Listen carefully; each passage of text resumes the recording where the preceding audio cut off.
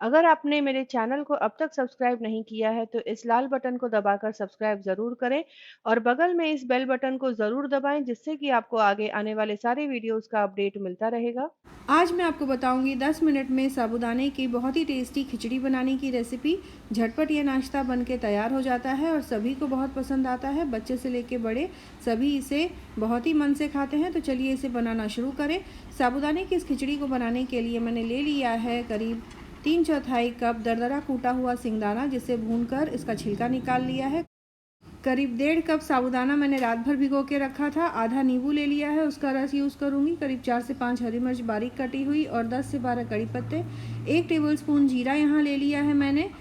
आधा कप बारीक कटा हुआ हरा धनिया ले लिया है और करीब 2 मीडियम साइज़ के आलू उबालकर उनको छोटे टुकड़ों में काट लिया है। तो अब साबूदाने को एक मिक्सिंग बोल में डाल दूँगी।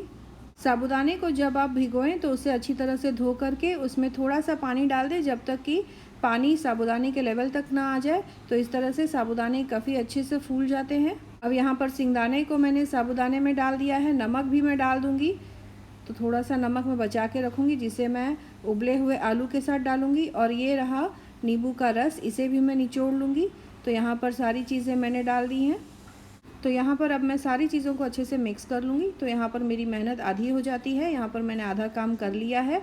अब मैं कढ़ाई में ले लूँगी करीब 5 से 6 बड़े चम्मच तेल। उसमें डाल दूँगी जीरा।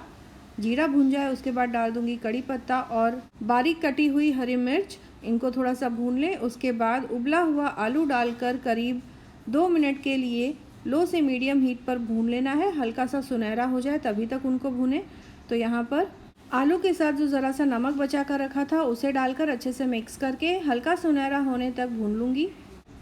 आलू भूनकर हो जाए उसके बाद साबूदाने का जो मिक्सचर है, साबूदाना, सिंगदाना, नमक, नींबू जो डालकर हमने तैयार रखा था उसे डाल दिया है यहाँ पर और इसे अच्छे से मिक्स कर लूँगी आलू के साथ। इसके बाद इसमें मैं डाल दूँगी बारीक कटा हुआ हरा धनिया, उसे भी अच्छे से मिक्स कर लूँगी।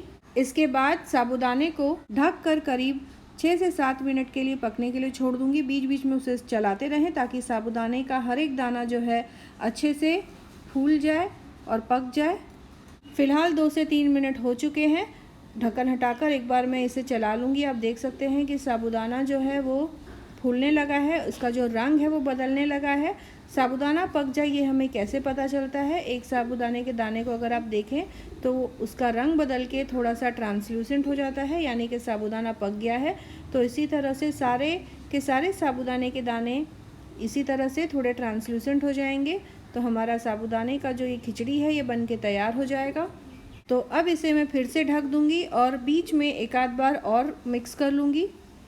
तो यहाँ पर ये देखिए साबूदाने की खिचड़ी अच्छे से बन गई है और हर एक दाना एकदम अच्छे से ट्रांसलूसेंट हो गया है और एकदम खिले खिले बने हैं साबूदाने की ये खिचड़ी। तो आप इस रेसिपी को ज़रूर ट्राई करें और कमेंट करें अपने एक्सपीरियंस के बारे में। अपने दोस्तों और रिश्तेदारों के साथ ज़रूर शेयर करें। मिलते हैं अगले एपिसोड में इसी तरह से एक और टेस्टी और आसान रेसिपी के साथ।